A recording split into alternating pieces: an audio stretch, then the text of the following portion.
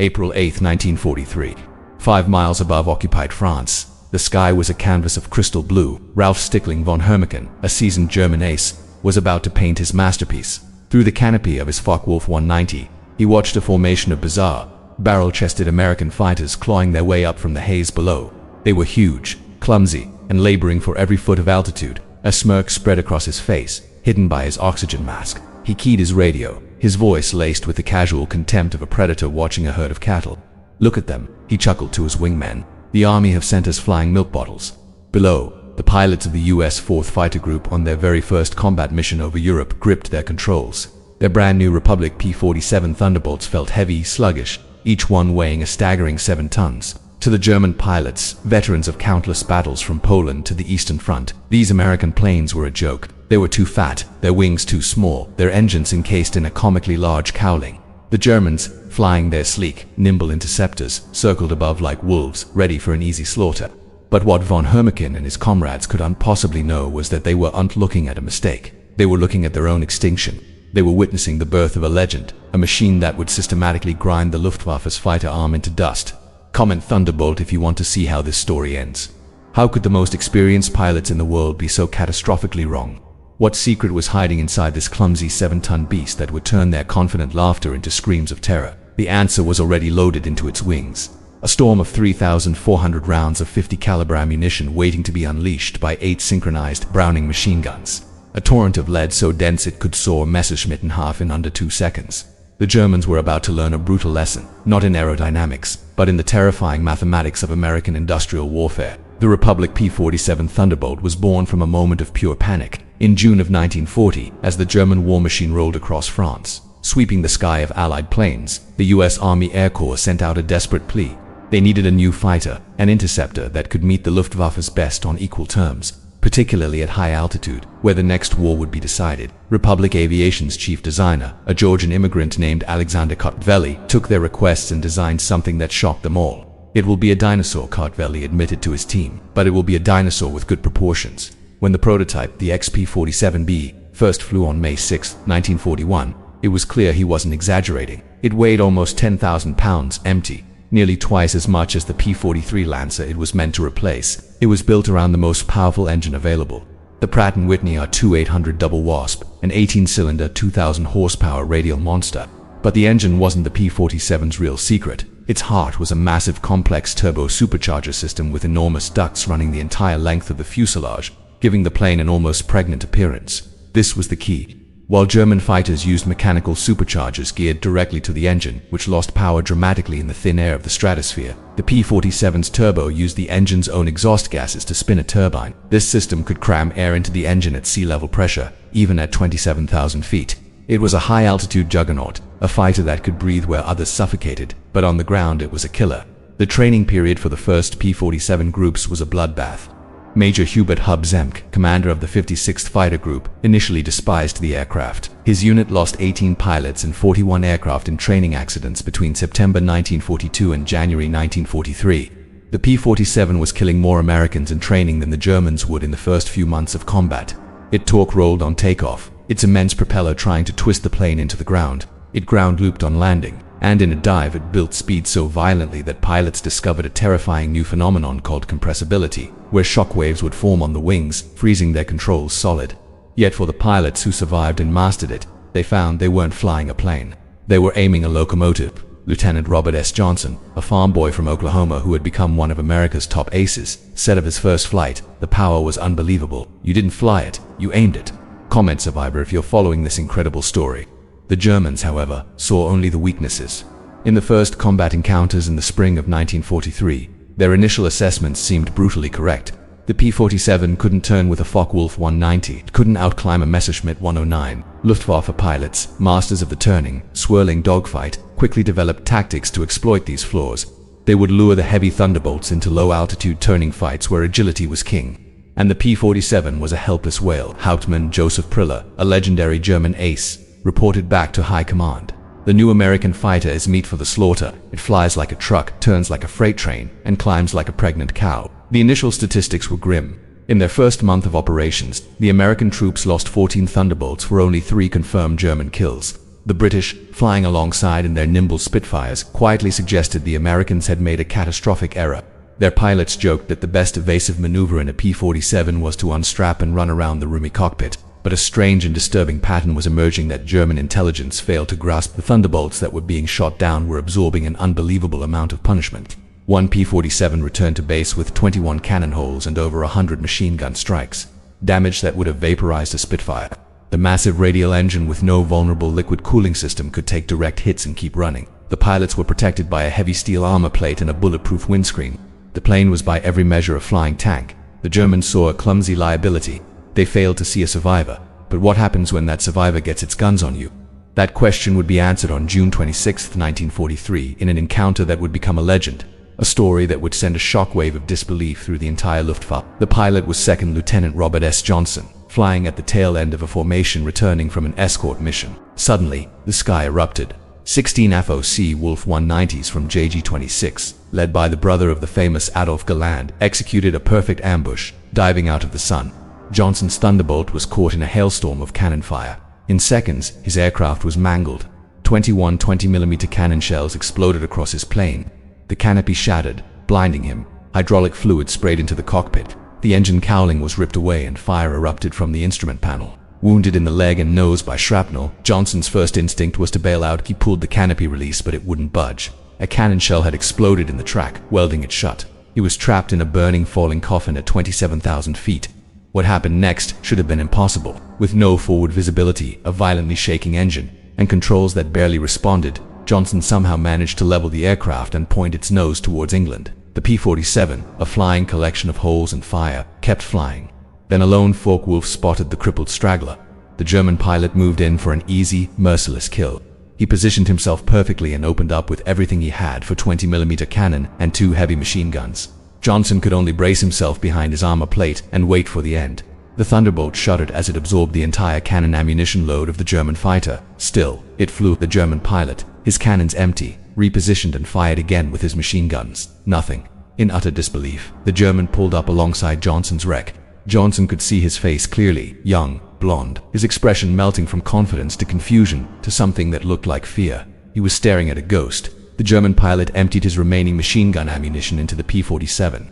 It was useless. The American dinosaur refused to die. Finally, out of ammunition and options, the German pilot simply shook his head in amazement, gave Johnson an informal salute, and peeled away. When Johnson's P-47 finally crash-landed at Manston, the ground crew stopped counting the bullet holes after reaching 200. One cannon shell had exploded inches from his head. Another had detonated against the armor plate behind him. 3 of the 4 main structural beams of the fuselage were shot clean through. The plane had no right to exist. Yet, it had brought its pilot home. Comment unstoppable if this story is blowing your mind. When the report of this encounter reached German intelligence, they refused to believe it. It was a lie. Allied propaganda, but the testimony from their own pilots confirmed the impossible. The flying milk bottle had taken everything their best fighter could throw at it and had simply shrugged it off. A seed of doubt had been planted. The laughter was beginning to die down. The Americans now knew they had a survivor. The problem was surviving wasn't enough. They had to learn how to kill. The answer came from brutal, bloody trial and error. Men like Hub Zemke realized that trying to fight the German way was suicide. They had to throw out the rulebook and invent a new one. A doctrine built not around the P-47's weaknesses, but its unique, monstrous strengths. Don't turn with them, Zemke drilled into his pilots. Don't climb with them at low altitude. Use your weight. Use your power. Use your guns. The Thunderbolt's massive weight, once its greatest liability, was about to become its most terrifying weapon. In a dive, nothing in the sky could catch it. From 30,000 feet, a P-47 could plummet towards the Earth at over 550 miles per hour, a speed that made German fighters seem like they were standing still. American pilots perfected what they called the boom and zoom. They would climb 2 altitudes the Germans could barely reach 30,000 feet or higher. When enemy formations appeared below, the Thunderbolts would roll over and dive. They became 7-ton meteors, screaming downwards with unstoppable energy. At the bottom of that dive, they unleashed their real secret weapon. The Germans were used to the sporadic thumps of cannon fire, weapons that were powerful but carried very little ammunition. They were not prepared for the sound of 850 caliber Browning machine guns speaking at once. It wasn't a burst of fire. It was a solid, uninterrupted stream of destruction. A wall of lead traveling at nearly 3,000 feet per second. At a convergence distance of 300 yards, all 8 streams of bullets met in a zone just 6 feet across. Any aircraft that entered that zone for even a fraction of a second simply ceased to exist. They didn't get shot down, they didn't trail smoke. They disintegrated, they were shredded into clouds of metal confetti. The first true demonstration of this new reality came on August 17, 1943, during the infamous Schweinfurt-Regensburg raid. American bombers were striking deep into Germany and the Luftwaffe rose to meet them. Major David Schilling, leading a flight of 4 P-47s, spotted a formation of German Me-110 destroyers, twin-engine bomber killers bristling with cannons and rockets. Schilling's Thunderbolts rolled into their attack dive from 28,000 feet. A German gunner who survived later recounted the horror. The American fighters came down like hammers from heaven. The one ahead of us simply came apart, not shot down, destroyed. Wings separated from the fuselage, tails severed in 2 seconds. A plane became nothing. In less than a minute, Schilling's flight annihilated 8 of the specialized bomber killers. German pilots had never experienced such concentrated, overwhelming violence. Francis Gabby Gabreski, who would become America's top ace in Europe, described it best. When you hit them with all 8, they don't just go down, they explode. I saw 109 literally cut in half, the tail falling one way, the nose and wings another. The pilot never knew what hit him. Share this video if you're learning something incredible today. By the fall of 1943, the Germans were discovering another horrifying truth. The P-47's performance actually improved with altitude. At 30,000 feet, where the thin air choked their own engines, the turbo-supercharged Double Wasp was in its element, delivering its full 2,000 horsepower. This reality was fatal for Oberleutnant Hans Philipp, one of Germany's greatest aces, with 206 victories. On October 8, 1943, he led an attack on B-17s over Bremen. At 28,000 feet, his Focke-Wulf was sluggish and unresponsive. As P-47s from the 56th Fighter Group dove on his formation from 32,000 feet, Philipp's squadron was sitting ducks. Robert S. Johnson, the same pilot who had survived being shot to pieces months earlier, was now a seasoned killer. His combat report was brutally clinical. Open fire at 300 yards, observed strikes along entire fuselage. Enemy aircraft exploded. No parachute observed. The death of Hans Philipp sent a chill through the Luftwaffe. If one of their best, a hero with over 500 combat missions, could be swatted from the sky so easily, what chance did an average pilot have? But the Thunderbolt still had one glaring weakness: its climb rate. German pilots knew that if they could force the fight upwards from a low altitude, they still had an advantage.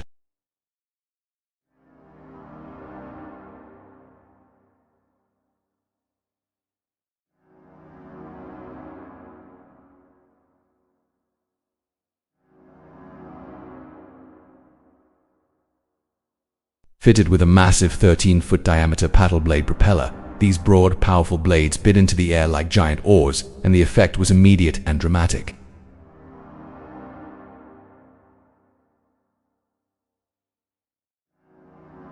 The last sanctuary the German pilots had, their advantage in the vertical fight, was gone.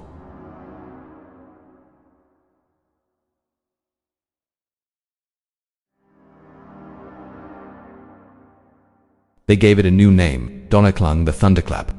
With its final weakness eliminated and now equipped with external fuel tanks that stretched its range deep into Germany, the Thunderbolt became the ultimate escort fighter. But its story was about to take another turn, as the newer, longer-range P-51 Mustangs began taking over the primary escort role. The P-47 was unleashed in the role that would make it a nightmare for the entire German army. Ground attack, they called them Jabos from the German Jagbomber or fighter bomber. The P-47 wasn't just a fighter bomber, it was a flying artillery battery. Its 850s could shred trucks, locomotives, and light armored vehicles. But now it was armed with a staggering payload. It could carry 2 1,000-pound bombs and a 500-pounder on its center line, a bomb load equal to an early war medium bomber. It could also carry 10 5-inch rockets, each with a destructive power of a 105mm artillery shell. During the Normandy campaign, the P-47s systematically erased the German army from the roads of France. Oberleutnant Hans von Luck, a panzer commander, experienced their fury firsthand. They came in low, so low you could see the pilots' faces. The sound was terrifying, engines roaring, rockets screaming, then the hammer of those heavy machine guns. A column of our trucks simply ceased to exist. 20 vehicles transformed into burning wreckage in one pass. The psychological effect was devastating. The Wehrmacht was paralyzed. Any movement during daylight was suicide. On D-Day itself, over 500 Thunderbolts formed an impenetrable umbrella over the invasion beaches. A German pilot who tried to break through reported that the sky was stacked with P-47s from sea level to 30,000 feet. Of the 12 fighters in his group, he was the only one to return. The P-47s, he said, turned their planes into aluminum rain. Comment dominance if you understand the power of this machine. The Germans were now being beaten tactically. Their planes were being outfought, their armies pinned down, but they still believed in their superior skill and fighting spirit. The final soul-crushing blow wasn't delivered in a dogfight, it was delivered on a balance sheet. It was the moment they realized they weren't fighting an air force, they were fighting a factory. That moment came on January 1st, 1945, during Operation Boden. In a last desperate gamble, the Luftwaffe launched nearly 900 fighters in a surprise attack on Allied airfields. At Airfield Y-34, home to the 365th Fighter Group, the attack was a success. German fighters swept in, destroying 22 P-47s on the ground. A captured German pilot brought to the command post pointed at the burning wrecks and taunted the American commander. "What do you think of that?" Major George Brooking's response became a legend. He pointed to the flight line where ground crews were already clearing the debris. "By tomorrow," he said, "we'll have 40 new ones. How long will it take you to replace your pilots?" The German pilot's smirk vanished. He knew the truth. Within 48 hours, factory-fresh P-47s filled the flight line flown in from depots in England. The Americans had lost planes which were replaceable. The Luftwaffe had lost 213 pilots, including many of their last veteran leaders and instructors. They were irreplaceable.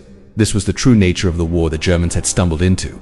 It wasn't about tactics or courage anymore. It was about production.